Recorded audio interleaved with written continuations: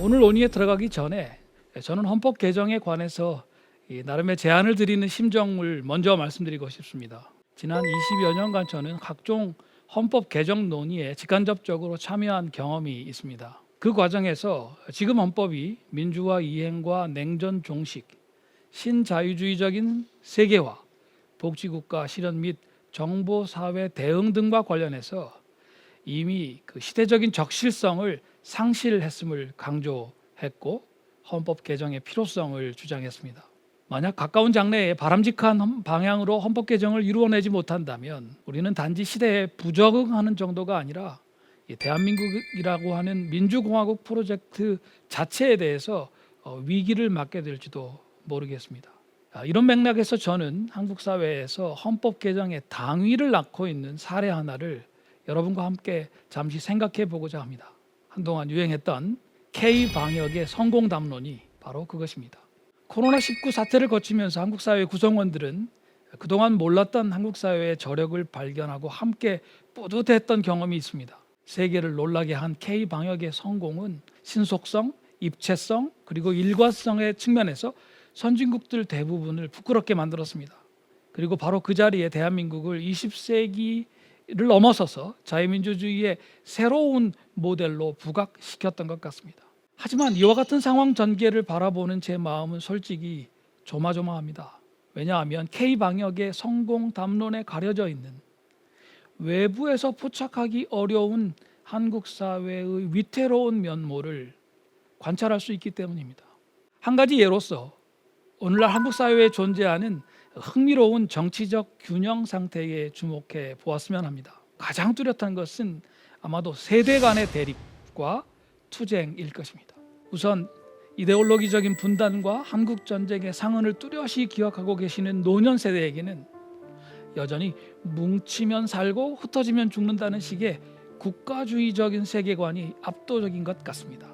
여기에 비해서 탈냉전이 본격화된 1990년대 중반 이후에 신자유주의적인 글로벌리제이션과 함께 자라난 지금의 청년 세대는 이른바 디지털 네이티브의 첫 번째 세대로서 어떠한 공적 가치도 개인의 자유와 행복의 실현에 앞설 수 없다라는 정반대의 세계관, 일종의 자유주의적 세계관을 갖고 있는 것 같습니다. 그리고 바로 이 둘 사이에 윗세대에 대해서는 반독재 민주화 투쟁을 강조하고 아랫세대에 대해서는 탈역사적인 개인주의가 얼마나 위험한지를 강조하는 장년 세대가 존재합니다. 제가 그 이론입니다. 이 장년 세대의 세계관적인 특징을 한마디로 규정하기는 어렵겠습니다만 모든 문제를 지나치리만큼 정치적인 관점에서 이해하면서 어떻게 해서든지 사회 안에서 담론적 헤게모니를 놓치지 않으려는 경향만큼은 확실히 두드러진다고 말씀드릴 수 있겠습니다. 최근 몇 년 동안에 우리 사회에서 이 세 세대는 과거 청산, 대북관계, 부동산, 탈원전, 일자리 분배, 연금 구조 조정, 교육 혁신, 검찰 개혁, 기본소득, 이 모든 정치적 이슈에서 충돌의 충돌을 거듭해 왔습니다. 이와 같은 세 세대의 대립과 투쟁이 우연하게도 의도하지 않은 세계관적 균형 상태를 조성했다고 볼 수는 없을까요? 그리고 어쩌면 그것이 코로나19 사태 속에서 K-방역의 고무적인 성과를 가능하게 한 요인으로 작용했다라고 볼 수는 없을까요? 만약에 지금 한국 사회에 전국민 건강보험이나 전국 단위의 질병관리본부처럼 노년 세대가 뒷받침해온 국가주의적 기반이 없었다면 K-방역의 성과는 기대하기 어려웠을 것입니다. 비대면 의료와 교육의 플랫폼인 이 청년 세대의 디지털 미디어와 소통 문화가 없었더라도 아마 상황은 마찬가지였을 것입니다. 심지어는 국지적인 불만과 문제마저도 곧바로 전 국민적인 논쟁거리를 만드는 데 익숙한 장년 세대의 이 담론적 헤게모니 집착까지도 K-방역의 성과를 낳은 원인으로 꼽을 수 있을 정도입니다. 그렇다면 이와 같은 사회적 에너지의 초집중이 의도하지 않은 세계관적 균형 상태를 만들고 긍정적인 시너지 효과를 발생시켰다고 말할 수 있지 않을까요? 이처럼 한국 사회에서 공동체 내부의 대립과 투쟁이 의도하지 않은 균형 상태를 이루어서 결과적으로 외부에 대해서 강력한 경쟁력을 만들어내는 현상은 오직 세대의 문제에 국한되기 어려울 것 같습니다. 공공 권력의 측면에서는 국회와 대통령과 정당을 위시한 선출직 권력과 행정부 및 사법부를 포함한 이 관료제의 비선출직 권력, 그리고 기업, 언론, 시민사회단체 등 그 바깥의 소위 공론장 권력들 사이의 대립과 투쟁도 꼽을 수 있을 것입니다. 요약컨대 한국 사회의 여러 층 위에 의도하지 않은 정치적 균형 상태가 이미 존재하고, 이것은 코로나19 사태와 같은 긴급 상황에서도 한국 사회를 살아 움직이게 만들고 있는 핵심 중추다, 이렇게 말씀드릴 수 있겠습니다. 그러나 이와 같은 의외의 발견은 곧바로 위기의 징후로 이어집니다. 단적으로 말씀드려서 의도하지 않은 정치적 균형 상태가 오래 갈 것 같지가 않기 때문입니다. 아시는 것처럼 세대 간의 균형은 고령화 추세에 힘입은 바가 큽니다. 노년 세대가 약화되면 곧 붕괴될 가능성이 매우 큽니다. 수도권 핵심 지역의 부동산 투기를 잡지 못하고 적극적으로 균형 발전을 이루지 못하면 지역 사이의 공간적인 균형도 역시 공허하게 될 것입니다. 산업 간의 균형이나 미디어 간의 균형이나 공공 권력 간의 균형도 위태롭기는 마찬가지입니다. 만약에 이 의도하지 않은 정치적 균형 상태 가운데 하나가 깨진다면 어떤 결과가 벌어지겠습니까? 일찍이 선진국 대열에 진입한 국가들이 경험했듯이 대한민국은 이미 산업정책이나 부동산 정책, 교육 정책이나 실업 정책과 같은 핵심 정책들 중에 한두 가지만 삐끗하더라도 국가 전체가 장기 침체에 빠질 수밖에 없는 단계로 진입하고 있습니다. 자, 이렇게 보면 K 방역의 성공 앞에서 조마조마한 마음이 드는 것은 너무나 당연하지 않겠습니까? 그러면 지금 우리가 무엇을 고민해야 하는지는 명백하다고 저는 생각합니다. 어떻게 하면 이 의도하지 않은 정치적 균형 상태를 의도적인 균형 상태로 바꿀 수 있을지, 끊임없는 외부의 도전과 변화에도 불구하고 스스로 균형을 창조해내는 역동적인 시스템을 한국 사회 안에 제도화할 수 있을지를 묻고 답해야만 합니다.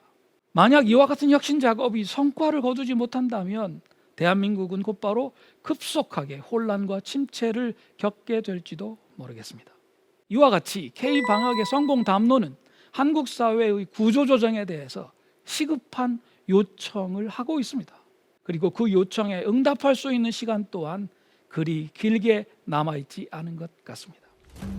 대한민국 헌정사에서 1987년 헌법, 곧 현행 헌법은 산업화 세력과 민주화 세력의 대타협을 확인한 정치적인 휴전 문서나 다름없습니다. 흔히 독재와 민주라는 선악 구도로 오해되기는 합니다만 이 두 세력은 사실 한국전쟁 이후 적대적 공생관계를 이어온 일종의 쌍생아였습니다. 이들 사이의 정치적인 타협은 그러니까 체제와 반체제의 타협이 아니라 체제 내 경쟁자들의 타협이었습니다. 권력 구조의 측면에서 그 핵심 고리는 중앙 집권주의를 공통의 전제로 삼아서 국민의 성장 욕구를 수용해내면서 강력한 직선 의회와 강력한 직선 대통령을 적대적으로 공존시키는 체제였습니다. 현행 헌법이 벌써 35년 가까이 유지되고 있는 점만 보더라도 이 핵심 고리가 상대적으로 매우 튼튼하다고 하는 사실은 분명합니다. 그렇다면 강력한 직선 의회와 강력한 직선 대통령을 적대적으로 공존시키고 있는 이 현행 헌법의 기획은 과연 앞으로도 유효할까요? 끊임없이 일종의 패자부활전을 제도화하고 있는 독특한 권력 구조는 시민들의 성장 욕구를 수용하는 데는 효과가 분명히 있었습니다. 그러나 지난 2010년 정도를 전후해서 한국 사회에 유례가 없는 저출산 추세가 고착화되기 시작하면서 지속적인 성장이라고 하는 근본 전제는 이미 무너졌습니다. 이와 함께 현행 헌법을 뒷받침해온 다른 조건들도 이미 붕괴하고 있습니다. 간단히 세 가지만 살펴보겠습니다. 첫째, 민주화 세력과 산업화 세력의 정치적 휴전에 불변의 상수로 적용했던 분단 현실이 변화하고 있습니다. 남북 기본합의서, 남북한 유엔 동시가입을 거쳐서 여러 차례 남북 정상회담이 있었고 경제 협력도 진행된 바가 있습니다. 이와 같은 남북 화해의 점진적인 진행이 바로 이 조건의 변화를 보여줍니다. 1989년 이래로 공산권이 붕괴되고 이후에 동북아의 국제정치 구도가 근본적으로 재편되고 있음을 생각할 때 남북의 화해 협력은 돌이킬 수 없는 대세라고 할 수 있습니다. 만약에 시대착오적인 북한의 핵 개발이 없었다면 분단 현실의 변화는 진작에 가속화되었을 것입니다. 두 번째, 현행 헌법이 전제하고 있는 중앙 집권적이고 폐쇄적인 단일 국가는 더 이상 존재하지 않습니다. 세계화와 정보와 다원화는 이미 일상의 조건이 되었습니다. 코로나19 이후에는 인공지능마저도 그렇게 되고 있습니다. 이 모두를 적극적으로 활용하는 세대는 이미 한국 사회의 주류가 된 지 오래입니다. 바로 이 세대는 민주화 세력에도 산업화 세력에도 결코 스스로를 동일시하고 있지 않습니다. 그런데 어떻게 이들에게 중앙 집권적이고 폐쇄적인 단일 국가를 전제하고 있는 현재와 같은 정치, 행정, 사법, 금융, 교육, 문화 시스템을 강요할 수가 있단 말입니까? 세 번째로, 사법 권력 또는 법률가 권력의 득세를 이대로 방치할 수는 없습니다. 현행 헌법 아래서 제왕적 대통령과 제왕적 의회의 공조는 기묘하게도 정치의 사법화, 사법의 정치화를 배태했습니다. 위헌법률 심판은 일상사가 되었고 대통령 탄핵이나 정당 해산도 헌법재판소가 결정했습니다. 모든 정치 현안에는 검찰을 비롯해서 법률가들의 개입이 당연시되었습니다. 중요한 국가적 정책 결정은 사법 과정에 맡겨지는 것이 다반사입니다. 따라서 사법 권력, 법률가 권력에 대한 민주적인 통제를 하지 않고는 민주공화국 프로젝트를 계속하기 어렵다고 하는 것이 너무도 분명해졌습니다. 1987년 헌법은 1990년대 들어서 남북한의 화해를 이끌고 전두환, 노태우 두 전직 대통령들을 비롯해서 신군부 하나회에 대한 과거 청산 작업이 사법적으로 마무리될 때까지는 상당히 그 효과를 발휘했다고 말씀드릴 수 있겠습니다. 그러나 솔직히 말씀드려서 그 다음부터는 별다른 국가적인 비전을 헌법 자체가 제공해주지 못하고 있는 것 같습니다. IMF 환란이 시작된 다음부터는 글로벌리제이션이 헌법을 대신해서 일종의 국가적인 비전이 되었습니다. 그러나 아시는 것처럼 신자유주의적 글로벌리제이션은 소득 불균형 및 사회적 양극화의 심화, 저성장 사회의 도래와 일자리의 감소, 가정의 붕괴, 출산율 감소, 노령 인구의 폭증 등등과 이어지면서 헌법 개정을 추동해내지 못했습니다. 2008년에 세계적인 금융 위기가 닥쳤지요. 그 이후에는 한국 사회에서 복지국가론이 오랜만에 국가적 비전으로 등장했습니다. 하지만 박근혜 정부가 실패하고 문재인 정부도 기대에 미치지 못하면서 복지국가론 역시 설득력이 상당히 약해졌습니다. 이처럼 오늘날 한국 사회에는 현행 헌법이 국가적인 비전을 제공하지 못하고 있는 가운데 글로벌리제이션도 복지국가론도 결국 좌초하고 있는 상황입니다. 자, 그러면 어떻게 해야 되겠습니까? 오늘날 대한민국은 전체적으로 특유의 활력을 잃고 총체적인 위기에 빠져드는 조짐이 농후하다고 생각합니다. 저는 이 총체적인 위기의 원인을 초집중적이고 초집권적인 사회구조에서 찾고 싶습니다. 모든 자원, 모든 정보, 모든 관심, 모든 시선을 서울이라고 하는 하나의 공간적인 중심으로 쏟아넣는 현재의 구조는 만약 그 공간적 중심 서울 또는 강남에 파국이 벌어진다면 대한민국 전체를 몰락으로 몰아넣을 수 있는 매우 위험한 구조입니다. 이런 맥락에서 저는 한국 사회가 하루바삐 자치분권을 지향하는 헌법 개정을 추진해야 한다고 생각합니다. 그동안에 정치권이 진행해온 헌법 개정 논의는 예외 없이 대통령의 권한 분산을 초점으로 삼아서 입법, 행정, 사법 간의 권력 조정에 치중했습니다. 이에 비해서 자치분권이나 공간적 권력 분립은 최소화하려고 했던 것 같습니다. 하지만 외교, 국방, 통일, 안보는 국민이 선출하는 대통령에게 맡기고 기타 내정은 국회가 선출하는 국무총리에 맡긴다. 이런 소위 이원 집정부제를 선택한다고 해서 과연 현행 헌법의 한계를 넘어설 수 있겠습니까? 제왕적 대통령의 권력을 제왕적 국회가 나누어 가지면 오히려 현재의 체제가 더 강고해지지 않겠습니까? 여야 정치권의 논의에서 권력 구조가 가장 중요한 의제가 되는 것은 바로 그 사실만으로도 헌법 개정 논의가 중앙 집권적인 현재의 정치 세력들 사이에 협상으로 진행되고 있음을 보여주고 있습니다. 이 정치 세력에게 헌법 개정의 주도권을 맡겨준다면 현행 헌법의 5년 단임제보다 모두에게 유리한 방안이 도출되지 않는 한 헌법 개정은 이루어지지 않을 것입니다. 대체로 2004년을 전후한 시기부터 한국 사회에는 헌법학계와 시민사회에서 현행 헌법의 개정이 필요하다, 그리고 대안은 어떠해야 하는가 하는 부분에 관한 논의가 이루어졌습니다. 제17대 국회 이래로 역대 국회는 다양한 방식으로 헌법 개정 논의를 진행했습니다. 드디어 문재인 정부에서는 헌법 절차에 따라서 공식적인 헌법 개정 시도가 이루어지기도 했습니다. 그러나 여러분 다 잘 알고 계시겠습니다만 최근에 2차례 헌법 개정 시도는 실패로 돌아갔습니다. 먼저 문재인 대통령은 2018년 3월 26일에 전면적인 헌법 개정안을 발의했습니다. 그러나 당시의 야당이 심의 자체를 거부하는 바람에 결국 국회의 표결이 무산되었습니다. 또 한 번 제20대 국회의 임기 만료를 앞둔 시점에 국회의원 148명이 헌법 개정안의 발의 형식으로 국민 발안의 형식을 다시 도입하는 헌법 개정안을 발의했습니다. 그러나 이 헌법 개정안 또한 의원들의 참여가 저조해서 의결 정족수를 채우지 못했고, 따라서 국회 표결에 이르지 못했습니다. 문재인 정부 동안에 추진되었던 이 2차례의 공식적인 헌법 개정 시도가 실패했던 까닭이 무엇이겠습니까? 저는 그 이유를 한마디로 한국 사회의 살아있는 권력들, 특히 대통령과 국회, 여야의 정치권과 관료 집단, 각 광역권의 지역사회와 언론, 기업, 시민사회 단체들 전부를 아우르는 실질적인 정치적 타협이 수반되지 못했기 때문이라고 생각합니다.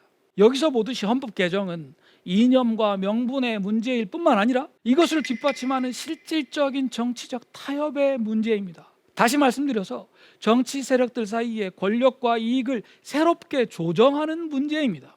향후에 과연 어떻게 해야 한국 사회의 살아있는 권력들 사이에서 실질적인 정치적 타협을 끌어낼 수가 있겠습니까?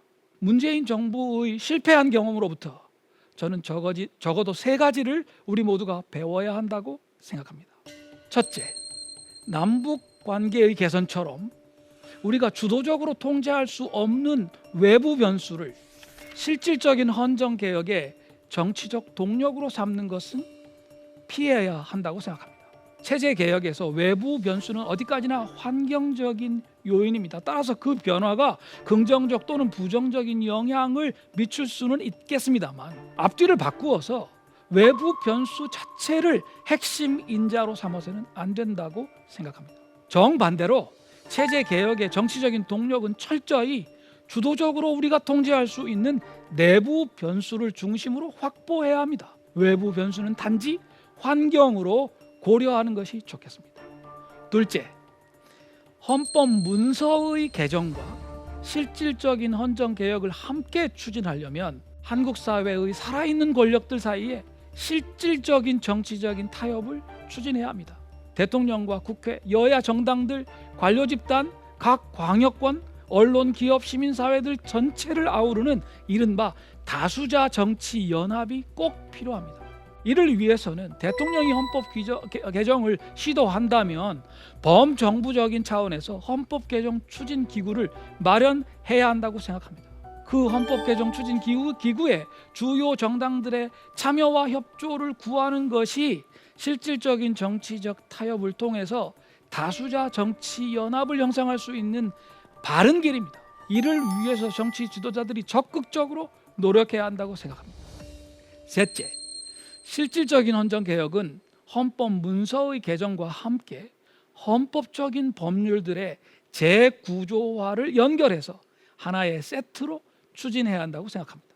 아무리 헌법 문서를 전면적으로 개정하는 방안을 마련한다고 하더라도 헌법적인 법률들, 예컨대 지방자치법이나 법원조직법이나 국회법이나 정부조직법 같은 법들의 개정과 연결되지 않으면 실질적인 성과가 얻어지기 어렵기 때문입니다.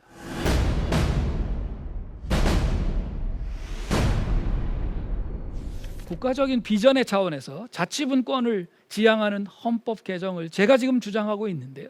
이 주장은 그동안의 한국 사회에 제출되지 않았던 핵심 문제를 제기하고 있습니다. 아시는 것처럼 자유민주주의는 입법, 행정, 사법의 삼권 분립을 내장하고 있습니다만 이 소위 기능적 권력 분립은 끊임없이 여야가 정쟁하면서 국가적인 현안을 제대로 해결하지 못하는 원인이 되고 있는 측면도 있습니다. 제왕적 대통령을 견제한다는 명분으로 제왕적 국회가 더 많은 권력을 차지하고 이들 사이의 다툼이 제왕적 헌법재판소와 제왕적 검찰의 수중으로 옮겨가고 있는 것이 지금 대한민국이 경험하고 있는 적나라한 정치 현실이 아니겠습니까? 자치분권을 지향하는 헌법 개정은 공간적 권력 분립의 제도화를 통해서 이와 같은 정체 상태를 돌파하자고 하는 주장입니다. 그 핵심에는 경제적이고 정치적이고 법적인 권위는 항상 복수의 주체들 사이에서 유효한 경쟁 속에 있어야만 비로소 건강할 수 있다고 하는 통찰이 자리하고 있습니다. 삼권을 가로지르고 있는 파워 엘리트의 지배 체제를 극복하기 위해서는 반드시 공간적인 권력 분립이 함께 제도화되어야 합니다. 자치분권을 지향하는 헌법 개정은 한국 사회의 구성원들에게 현행 헌법이나 신자유주의 또는 복지군 국가론과 구별되는 네 번째의 비전을 다르게 제시하고 있습니다. 지난 시간에 말씀드렸습니다만 대한민국 헌정사에서 공간적 권력 분립은 지난 70여 년간의 헌정사에서 거의 완전히 외면된 과제였습니다. 따라서 이 문제를 헌법 개정의 주제로 삼는다는 말은 사실상 헌법 제정의 차원으로 돌아가는 것이다, 이렇게 말해도 크게 과언이 아닙니다. 하지만 지금까지의 헌법 개정 논의에서는 준연방제를 하겠다 하는 식의 정치적인 수사가 등장한 것 말고 헌법 이론 차원의 심각한 논의는 없었습니다. 공간적 권력 분립의 출발점은 자치권의 본질을 어떻게 이해하느냐 하는 문제입니다. 이 점에 관해서는 현행 헌법에 명확한 규정이 없습니다. 그래서 지방자치단체의 자치권이 국회의 법률로 부여될 수 있다라는 이른바 제도보장설이 헌법학계에서 오랫동안 통용되었습니다. 헌법은 단지 지방자치라는 제도의 틀만을 보장할 뿐이고 그 골격은 국회가 입법 재량을 가지고 마음껏 채울 수 있다라는 식의 이론입니다. 그러나 헌법적 차원의 공간적 권력 분립을 생각할 때 이것은 매우 부족한 이론입니다.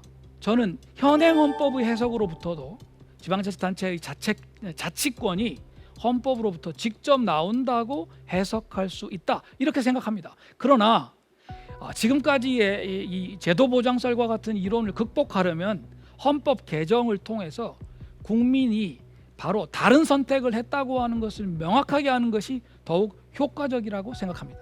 자치권의 본질을 헌법에 명확하게 규정한다면 곧바로 자치정부의 권한 범위를 규정하는 문제가 등장하게 됩니다. 여기 중요한 것은 자치입법권과 자치행정권, 자치사법권을 반드시 하나로 연결해야 된다고 하는 것입니다. 만약에 이 가운데 어느 하나라도 빠지면 바로 그 틈을 비집고 중앙집권주의가 다시 바로할 수 있다고 보기 때문입니다. 그 외에 헌법에다가 자치세의 입법권이라든가 사무, 위임, 경비 부담의 원칙, 그 다음에 어디에 살든지 내셔널 미니멈이라고 할 수 있는 이 최소 생활의 보장은 국가의 책임이다 하는 것들을 선언하는 정도는 헌법에다가 좀 보장할 필요가 있지 않겠나 생각합니다. 자, 자치정부의 강화를 말씀을 먼저 드렸는데요. 이렇게 되면 자연스럽게 입법 권력과 행정 권력도 새롭게 구조화되지 않으면 안 되겠습니다.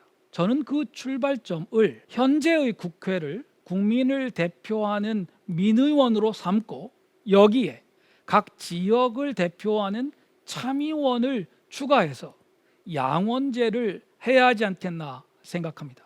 이 양원의 명칭에 대해서는 여러 가지 견해가 지금 엇갈리고 있습니다만은 우리 헌정사의 전례를 따라서 민의원을 하원으로, 참의원을 상원으로 그렇게 부르도록 하겠습니다.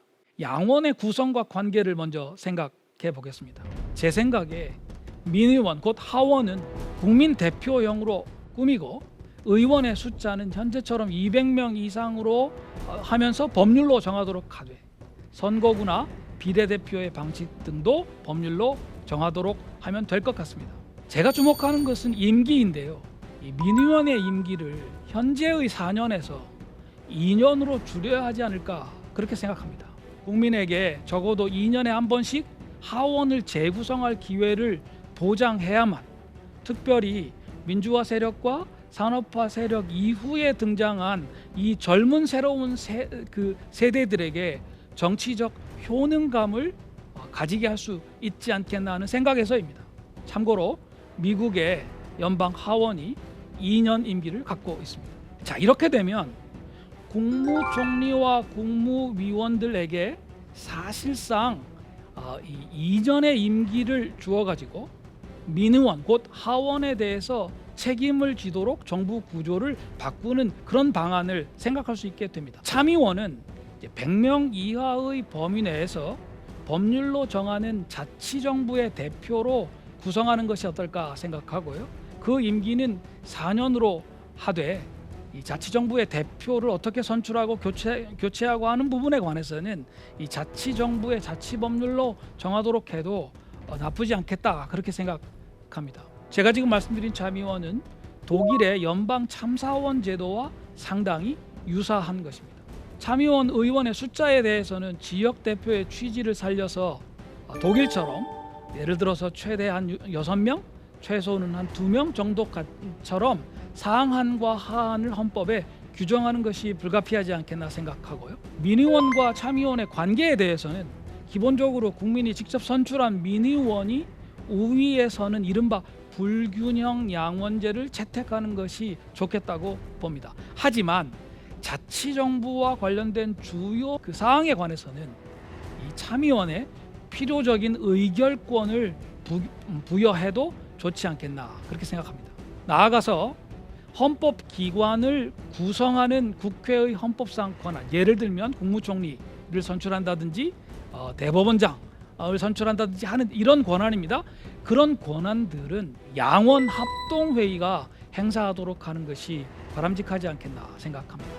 아시는 것처럼 지금 우리가 갖고 있는 헌법은 민주화의 단적인 표현으로 대통령 직선제를 채택했습니다. 따라서 대통령 직선제를 폐지한다면 국민의 지지를 받기가 어려울 것이라고 생각합니다. 이런 맥락에서 우리는 대한민국 헌정의 독특한 권력 운영 방식, 다시 말씀드려서 국민이 직접 선출한 국회와 국민이 직접 선출한 대통령이 국무총리와 국무위원의 임명 및 해임 건의 등을 고리로 해서 함께 국정을 이끌어온 방식을 어떻게 하면 선용할 수 있을지 깊이 생각할 필요가 있습니다. 앞에서 잠시 암시드렸습니다만 결론부터 말씀드려서 저는 민의원의 임기를 2년으로 줄이고 국민에게 2년에 한 번씩 민의원 즉 하원을 재구성할 수 있는 기회를 드리면 이 문제에 관해서도 효과적인 대안이 나올 수 있지 않겠나 생각합니다. 이 체제에서 국민이 직접 선출한 대통령은 4년 임기 동안 2번 민의원 선거를 치르게 되겠지요. 현재의 5년 단임제 대신에 대통령 임기를 4년으로 하고 한 번 중임할 수 있는 것으로 조정하는 걸 전제로 지금 말씀드리고 있습니다. 이렇게 되면 대통령은 한 번 임기에 2번 정도 내각을 새롭게 구성하는 권한을 행사할 수 있게 됩니다. 민의원 의원 임기와 대통령 임기를 각기 2년과 4년으로 조정하면 권력 운영의 합리성은 한결 높아질 수 있다고 생각합니다. 대통령은 2년마다 치러진 민의원 총선거의 결과를 보고 거기 나타난 국민의 뜻을 헤아려서 가장 적합한 국무총리 후보자, 즉 대체로 민의원의 과반수 의석을 차지한 정당의 대표나 정당 연합의 대표를 국무총리 후보자로 지명해야 할 것입니다. 현재처럼 국무총리 후보자를 국회의 동의를 얻어서 대통령이 임명해도 되겠지만 새로운 체제의 취지를 더 밝게 하려면 국회가 먼저 국무총리 후보자를 선출하도록 바꾸어도 크게 문제될 것 없다고 생각합니다. 그 다음에는 국무총리의 제청으로 국무위원들을 임명하고, 그래서 대통령은 민의원에 대해서 책임지는 사실상 2년 임기의 내각을 구성하게 되는 것입니다. 자, 이런 체제에서 대통령이 소속된 정당이 민의원 선거에서 승리한다면 집권 여당은 당연히 국정을 순조롭게 이끌 수 있을 것입니다. 그러나 야당이 승리한다면 이른바 동거정부의 구성이 불가피해집니다. 제가 제안드린 권력 운영 방식의 묘미는 대통령과 민의원이 정치적으로 연대하거나 대립하거나 하는 어떤 경우에도 자치정부의 대표로 구성되는 참의원이 정치적 균형자의 역할을 담당할 수가 있게 된다는 겁니다. 이런 체제는 국회 내부의 여야 갈등이나 국회와 대통령 또는 정부 사이의 갈등을 금방 사법 과정으로 이전시켜서 결과적으로 검찰이나 법원 또는 헌법재판소를 늘 정치 과정에 이끌어들이고 있는 지금의 정치의 사법화보다 훨씬 나은 방식이 아니겠는가, 저 개인적으로는 그렇게 생각합니다. 물론 제가 제안드린 이 권력 운영 방식을 정착시키려면 대통령의 국정 운영 방식을 바꿔야 합니다. 핵심은 대통령이 국무총리 및 국무위원들과 함께 국정을 운영하는 풍토를 만드는 겁니다. 이렇게 하려면 대통령실의 참모 조직을 대폭적으로 축소해야 합니다. 정책실은 내각으로 통합하는 것이 맞습니다. 내각에 대해서 이 대통령이나 정치권의 소통을 강화하는 방안으로 저는 두 가지 정도를 생각할 수 있다고 봅니다. 첫째는 각 국무위원을 보좌하는 정부위원 차관이 되겠습니다. 정무차관직을 현재의 사무차관 옆에 신설하는 것입니다. 그렇게 되면 이 정무차관을 통해서 대통령과 국회, 정당과 이 내각 사이의 소통이 매우 활발해질 수 있고 정치 지도자의 양성에도 매우 유리하게 작용할 수 있을 것이다 생각합니다. 다른 하나는 국무총리 아래에 현재의 국무조정실을 정부의 조직과 예산을 관장하면서 정책기획조정과 공보기능까지를 수행하는 강력한 부처로 개편하는 것입니다. 국무총리 바로 밑에 이와 같은 강력한 이 내각을 대표하는 부처가 있어야 비로소 국무총리의 내각 장악력이 실질적으로 높아질 것이라고 생각합니다. 자, 마지막으로는 사법 권력의 체계 적합성을 높이는 문제에 대해서도 간략하게 제안을 말씀드리겠습니다. 현행 헌법 하에서 대한민국 사법 권력은 엄청난 변화를 겪었습니다. 헌법재판소가 명실상부하게 최고 기관이 되었고요. 대법원을 비롯해서 법원의 정치적인 역할이 크게 강화되었습니다. 특별검사 제도를 열몇 차례 할 정도로 검찰 통치가 주기적으로 재현되고 있다고도 말할 수 있습니다. 여기에 더해서 서울의 주요 대형 로펌들을 중심으로 해서 법률가 정치인들과 전직 고위 관료들을 잇는 이른바 파워 엘리트의 형성이 이루어졌습니다. 이른바 회전문 인사를 통해서 정부의 고위직이 채워지고 있는 것이 바로 그 반영입니다. 형사사법 절차에서 검찰의 권력 독점과 그 주변의 부패, 그리고 법원의 과도한 관료화가 낳은 이른바 사법농단의 불명예는 자유주의적 법치주의의 이름으로도 결코 받아들이기 어려운 상황을 만들고 있습니다. 잘 아시듯이 사법권력은 최종적인 법률 판단을 내리는 권력입니다. 따라서 최선의 판단을 내리기 위해서는 판단을 가장 잘할 수 있는 주체에게 그 권력을 맡겨야 합니다. 나아가서 누구도 자신의 사건의 판사가 될 수 없다라는 이 사법의 대원칙을 법원 스스로 지켜야 합니다. 이러한 관점에서 현재 대한민국의 사법 권력은 세 부분에서 체계의 적합성을 잃고 있다고 생각합니다. 첫째로 대법원과 헌법재판소를 투톱으로 삼고 있는 이른바 경쟁 사법체제는 최고 사법기관이 누구냐를 두고 계속해서 관할권 다툼을 벌이고 있습니다. 그 결과 국민에게 분명한 사법적 최종 판단을 제공하는 데 실패하고 있습니다. 이 문제는 사법권력의 운용에서 엄청난 비효율을 암암리에 만들어내고 있습니다. 예를 들어서 대법원은 헌법재판소와 동등한 이른바 최고정책법원의 권위를 유지하려고 하는 목적으로 단일 재판부에 해당하는 13분의 대법관 전원 합의체를 유지하고 있습니다. 그러면서 상고법원이나 고등법원 상고부처럼 사실상 우리 사법 현실에서 사심제도를 초래할 가능성이 큰 대안만을 지금껏 고집해 왔습니다.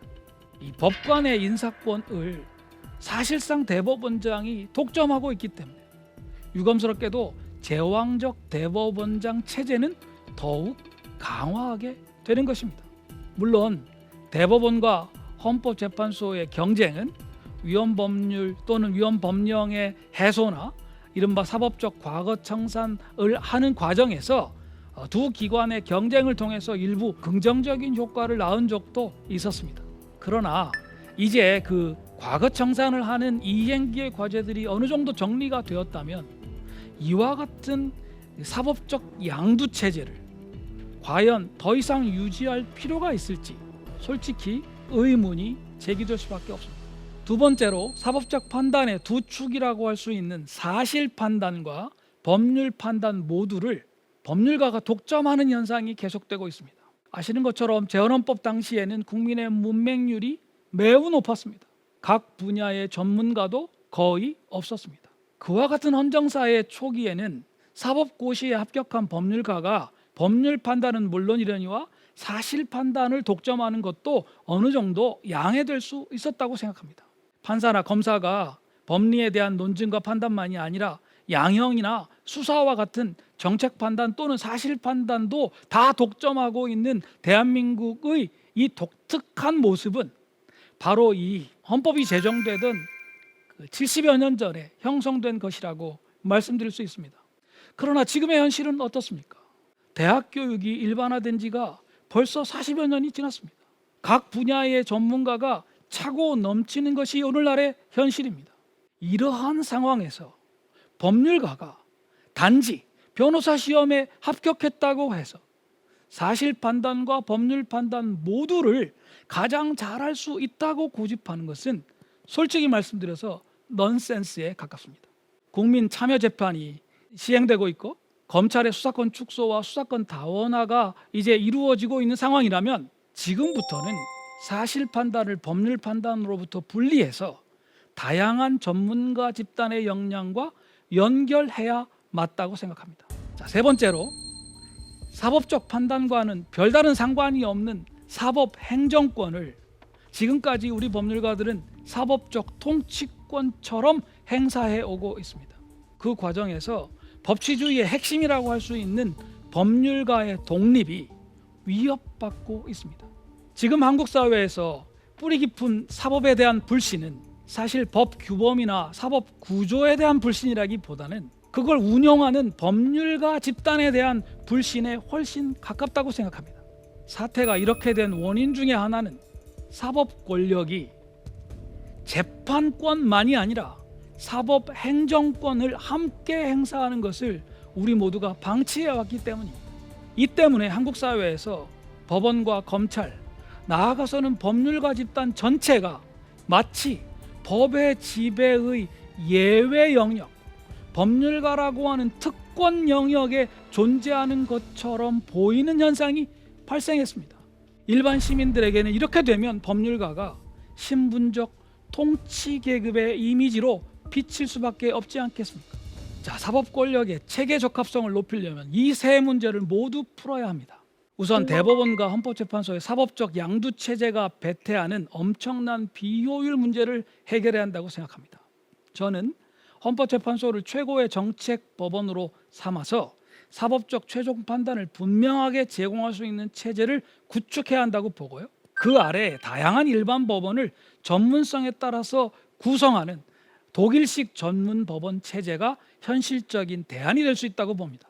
대법원이 지금 지고 있는 엄청난 사건 부담의 문제는 그렇게 되면 민형사 분야의 최고법원을 조직한 다음에 최고법원의 판사를 대폭 증원하는 방식으로 짧은 시간에 해결할 수 있다고 봅니다. 사실 판단을 법률 판단으로부터 독립해서 전문화하는 문제에 대해서도 체계적인 대책이 필요합니다. 앞서 말씀드린 독일식 전문법원 체제는 이 문제에 대해서도 확실한 대안이 됩니다. 일반 민형사법원 이외에도 행정법원, 조세법원, 노동법원, 가정법원, 사회보장법원 등을 전문 법원의 형태로 조직한다면 해당 부분에 이미 존재하는 관료 집단과 전문가 집단을 이른바 참심제를 통해서 전문 법원 체제에 연결할 수 있기 때문입니다. 같은 맥락에서 현재의 국민참여재판을 본격적인 배심 재판으로 바꾸어서 형사재판의 경우에 일반 시민들이 배심을 이루어 사실 판단을 전담하는 체제로 가는 것도 충분히 가능합니다. 기존 수사기구의 전문성을 높이거나 전문 수사기구를 조직하고 검찰을 이 수사기구들을 공소권을 가지고 감독 견제하는 역할로 재구성하는 것도 충분히 가능하다고 생각합니다. 사법권과 사법행정권의 혼동을 해소하는 문제도 반드시 해결해야 합니다. 이 문제에 대해서는 헌법재판소 재판관 선출의 정도에 대해서만 국회의 가중 과반수 찬성 정도 또는 대통령의 임명이라는 규정만 헌법에 두면 될 것 같고, 나머지 법관의 인사나 사법행정에 관해서는 헌법에 규정하기보다는 독립된 헌법기관으로서 국회와 대통령이 사법위원회 또는 사법행정위원회를 함께 구성하도록 하면 좋을 것 같습니다. 최근에 유럽의 많은 나라들이 바로 이 최고사법위원회 또는 사법행정위원회 제도를 헌법적으로 채택하고 있습니다. 다만 법관의 독립보장과 직결되는 법관 인사에 관해서는 사법행정위원회 다수의 법관 대표가 참여하는 법관 인사위원회를 두는 것이 필요하겠다고 생각하고요. 향후에 검찰 권력이 법률 판단이나 수사기구들을 감독 견제하는 역할만을 전담하게 된다면 지금까지 행정부에 있었던 검찰 조직을 차제에 사법부로 재배치할 수도 있다, 조심스럽게 생각해 봅니다. 만약에 그렇게 된다면 앞서 말씀드린 사법행정위원회에 검사 인사위원회를 두어야 할 것이고요. 각 지역의 검사장 정도는 미국처럼 주민이 직접 선출하게 하는 것도 불가능하지 않다 생각합니다. 사법 권력의 개혁은 국민 대중이 민주적으로 늘 개입하는 입법 과정이나 행정 과정에 비해서 개혁의 동력을 유지하기가 대단히 어렵습니다. 그렇기 때문에 이 문제에 대해서는 법원, 검찰, 변호사 집단, 법률가 양성기구, 그다음에 법학 연구자 집단을 아울러서 사법 개혁의 컨센서스를 형성하고 유지하는 것이 대단히 중요합니다. 이렇게 하려면 한국 사회의 살아있는 권력들, 즉 대통령과 국회, 여야 정치권과 관료 집단, 각 광역권의 지역사회, 언론, 기업, 시민단체들 전부가 법률가 집단에 대해서 그와 같은 개혁의 컨센서스를 빨리 형성하고 유지하도록 요구해야 한다고 생각합니다. 자, 자치정부의 강화에서 출발해서 입법 권력과 행정 권력의 재구조화 그리고 사법 권력의 체계 적합성을 높이는 문제를 초점으로 삼아서 현행 헌법의 개정 문제를 생각해 보았습니다.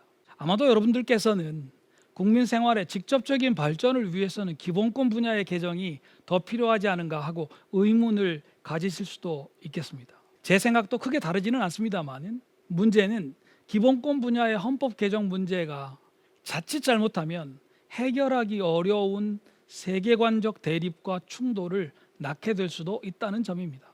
그렇기 때문에 정보 기본권이나 주거권, 문화적 권리, 환경 보전의 의무와 같이 이미 한국 사회의 공감대가 아주 넓고 깊게 형성된 사항들로 기본권 분야의 헌법 개정은 최소화하는 것이 좋지 않겠는가 생각합니다. 그 외의 이슈들은 헌법재판소를 중심으로 해서 활발하게 해석 투쟁을 먼저 거치는 것이 좋겠다는 생각입니다.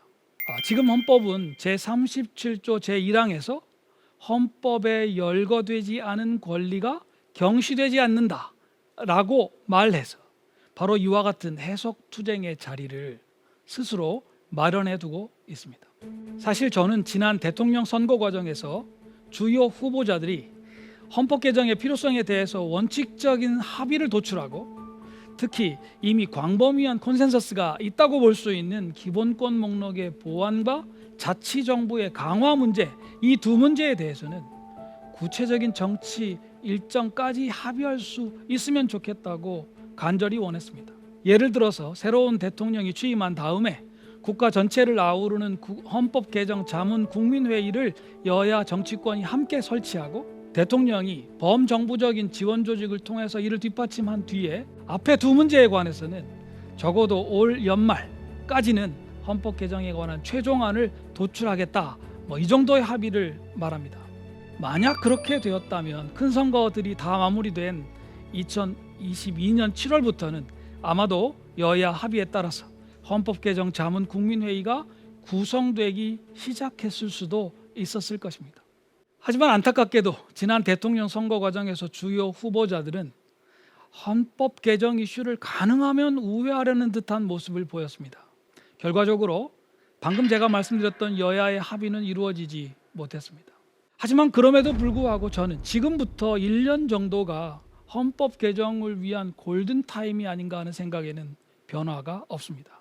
대통령 선거와 지방선거가 다 끝나서 정부와 자치정부의 구성이 마무리되었습니다. 앞으로 2년 동안은 큰 선거가 없습니다.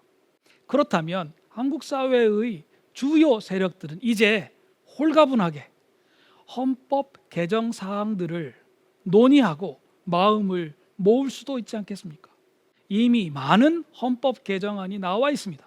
따라서 기본권이나 자치정부의 강화에 대해서 헌법 개정안을 도출하는 것은 별로 어렵지 않다고 생각합니다. 나아가서 헌법학자로서 저 개인의 제안은 오늘 제가 이 강의에서 강하게 말씀드렸듯이 입법 권력과 행정 권력을 재구조하고 사법 권력의 체계 적합성을 높이는 문제까지 한국 사회의 구성원들이 일괄 타결했으면 좋겠습니다. 의도하지 않은 정치적 균형 상태를 의도적인 균형 상태로 바꾸는 것, 이것이 바로 지금 우리가 해야 할 헌법 개정의 초점입니다. 잘 아시듯이 코로나19 2년 반의 이 어려움을 한국 사회는 슬기롭게 극복했습니다. 그 속에 우리가 의도하지 않았지만 우연하게 만들어진 세대 사이에 의도하지 않은 정치적 균형 상태가 있다고 생각합니다. 그러나 이 상태가 오래 갈 것 같지는 않습니다. 이 놀라운 시너지 효과를 앞으로도 발휘하기 위해서는 때를 놓치지 말고 헌법 개정을 통해서 한국 사회의 이 놀라운 에너지를 제도적인 에너지로 바꾸어야 하겠습니다. 지금까지 대한민국 최고의 강연 최강 1교시 법학자 이국운이었습니다. 고맙습니다.